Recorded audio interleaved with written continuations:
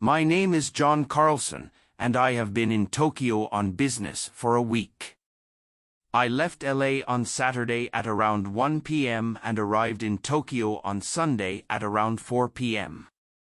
Even though the flight is actually only about 11 hours, the international dateline plays havoc for those not used to it. However, I was accustomed to the nuances of time change between the west coast of the USA and almost all of Asia. I am a self-employed engineer specializing in designing buildings to resist the stresses of earthquakes. I do not want to brag too much, but I am very good at what I do and am in high demand all throughout the Ring of Fire countries. Because of that, I travel about 1 week out of every month. Hence, my current trip to Tokyo.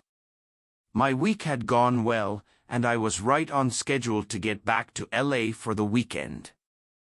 I had called my wife Nancy and told her I would be leaving Tokyo on Friday at 5 p.m. and should be arriving in LA at around 11:10 p.m.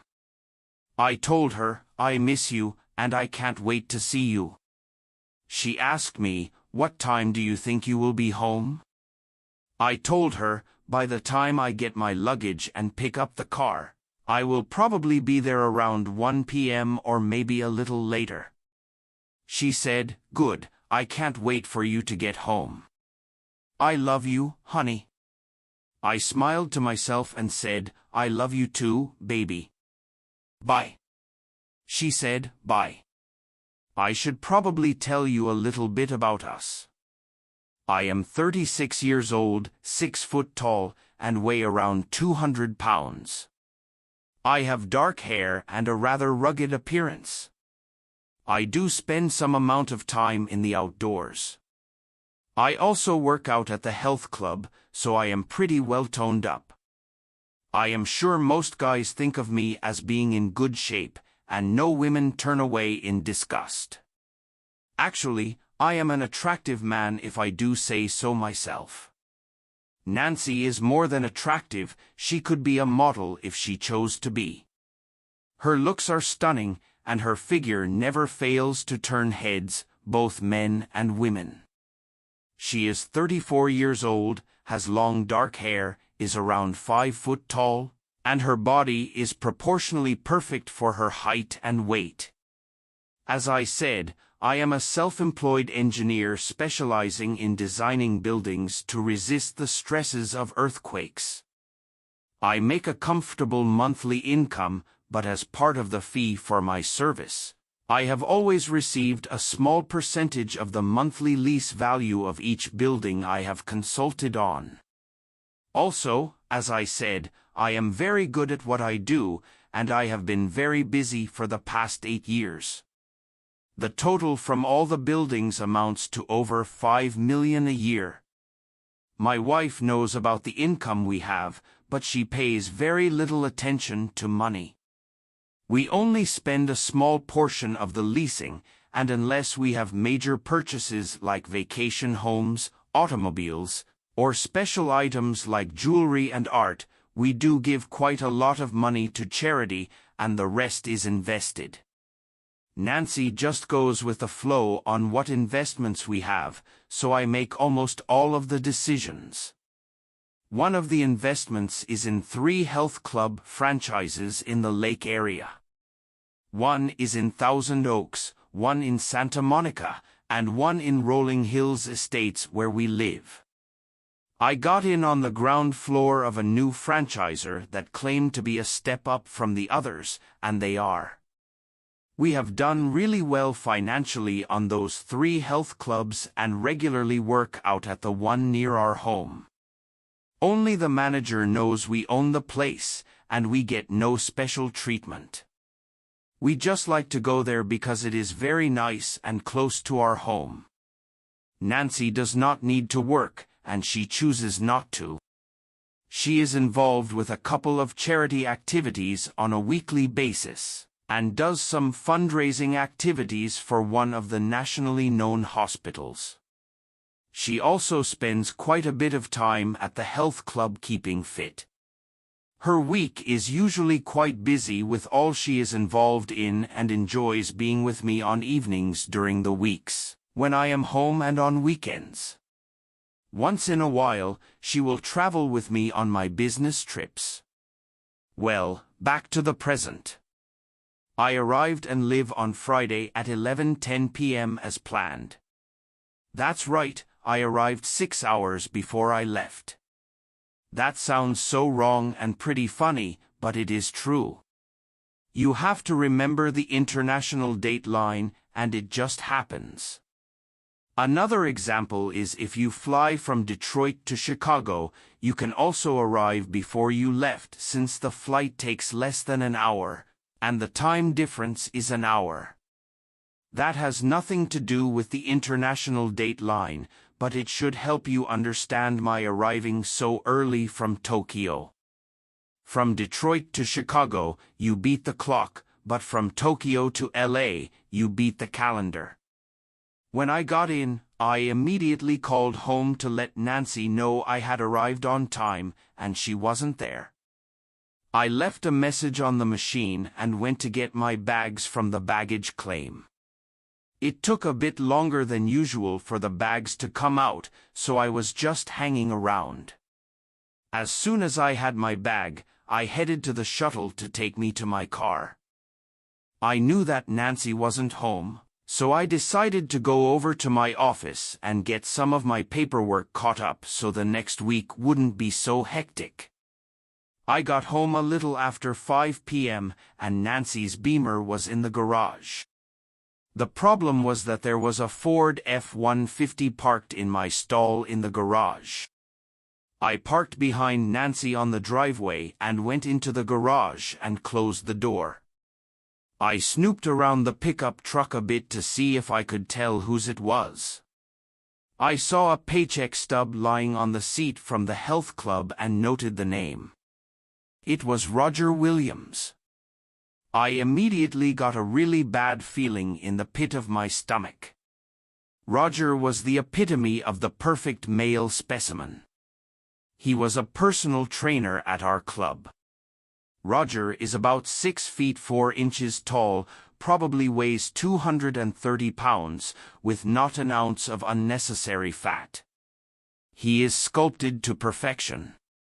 That feeling in the pit of my stomach didn't get any better as I thought about these facts. I went into the house and called out to Nancy. I didn't get a response, so I knew she must be upstairs. The feelings kept getting worse and worse. I decided to move forward with stealth and caution to see what was going on. I crept up the stairs and down the hallway to her bedroom. As I neared the door, I could hear talking and moaning. I was beyond feeling bad now, I was downright sick. Sick with the knowledge that the love of my life, my darling wife, my confidant, my lover, was having a fling with Roger. Apparently, Nancy had made the mistake of thinking I was coming home at 11:10 p.m. on Saturday morning. She must have forgotten that the international date line plays havoc with a calendar. She must have thought that she had the whole night to be with Roger and have him leave in the morning. She thought wrong. I just stood there, I couldn't move. I stood in the hallway outside our room and listened. I listened for 15, 20, who knows, maybe even 30 or more minutes to the sounds of their activity and their conversation. I'm beyond feeling bad now, I'm downright sick. Sick with the knowledge that the love of my life, my darling wife, my confidant, my lover, is having a fling with Roger. I screamed, "You sons of expletive!" I stormed into the room. They jumped apart as I entered the room, both just stared at me with shocked looks on their faces. "Get off my wife, you lonely mother, expletive!" I yelled. "Get out of my house this minute. Get out!" Nancy started to scream and cry, and I told her, "I will deal with you next. Now get your ass moving, Roger." I yelled again, but then I grabbed him and started to push him around. Big mistake. He was a guilty son of expletive, and had I not grabbed him, he probably would have left, and I am guessing it wouldn't have taken him long. But I grabbed him, and he immediately turned defensive. The best defense is a good offense, and he used that principle to the utmost. He grabbed me by the arms. When we got to the top of the stairs, suddenly, I fell backward. Down, I felt the intense pain that followed for a few seconds before I blacked out. When I regained consciousness, a paramedic was kneeling beside me. I had an oxygen mask on my face to help me breathe. My chest, arms, legs, and head hurt like hell. They had lifted me onto a stretcher. They were going to transport me to a hospital. I indicated to the paramedic that I was awake and that I wanted to talk. He took the mask off for a little while and started asking me questions. Before I would answer him, I said, "Under no circumstances do I want you to take me to Mount Isa Hospital in LA. I want to go to the hospital that my wife has a lot of connections at Mount, and I don't want her to have any influence over my treatment. Also," I said, "I do not want my wife to be allowed to be with me or see me or be in my room, no matter what happens to me." At that moment, I heard her gasp, "Oh John, no, please don't do that. I want to be with you and take care of you." I literally yelled, "No way. I don't want to see her face, you hear me?" The paramedic nodded his understanding to me, and they transported me to the hospital. Later, after they had finished working me over, I spoke with the doctor. I was lucky, I hadn't broken my neck or back. Nancy tried to see me numerous times, but the hospital staff honored my request to keep her away from me. She called me on the phone, and I wouldn't take the calls. She sent messages, but I tore them up without reading any of them. Friends would stop by to see how I was doing and always said that Nancy wanted to see me, to talk to me. I refused. All in all, I was in the hospital for 3 weeks, 10 days in intensive care and 11 days in a regular room. The police interviewed me a couple of times about what happened, then wanted me to press charges against Roger, but I refused. During that time, I had a lot of time to think about my life and where I had been and where I would be going from here.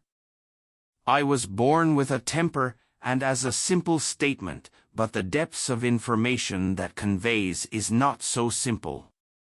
My mother and father knew I had a temper and would do just about anything to keep me from getting upset. Oh, there would be times when something would go wrong, and I would go off, but not too often. When it happened, you didn't want to be around me because I would go way out there, over the edge. That is what happened when I walked into my bedroom. I was going to be out over the edge, but unfortunately, Roger was a better specimen than I was in temper. Or not, he got the best of me, but the rage was there. Getting back to my earlier years, around the time I was 11 years old, I was working on the gears of my bicycle to get it to work better. I had a problem with the gear sticking, and it made it more difficult to shift while I was riding, and I was getting pissed. Finally, I had it, and I picked up my bike and threw it as far as I could throw it. The front fork snapped off, and both tires went flat. I had also bent the wheels, so it wobbled when you moved it. It was a total mess. Then I stormed into the house and told my mom that they would need to buy me a new bike because mine was broken. To her credit, she said, "John, I saw what happened, and this time you are going to have to live with the consequences of your temper." We do not have the money to buy you a new bicycle right now, so you will either have to fix this one or live without a bike for a while. I did throw a fit when I got over it very, very fast. At that moment, I realized that my temper would do nothing but get me into trouble if I let it get the best of me. At that moment, I knew I had to change the way I lived my life or endure some pretty awful consequences. But I knew I still had the temper, but I vowed to control it so I wouldn't pay the price I was now paying. Well, my dad helped me fix up the bike, so it turned out pretty good. But the lesson was learned, and I rarely went out over the edge again. My parents noticed a change in the way I acted too, and I am sure they were very thankful for that. They no longer had to walk on pins and needles around me. How did I control my temper in the years that ensued? I plotted my revenge. If someone had wronged me, I would think for hours on and how I would get even with them, how I would make them pay for what they had done. With the plotting, my temper would cool, and I never actually got to the point of exacting my revenge. The bomb was defused, and life moved on. Update: I knew that was not going to happen this time.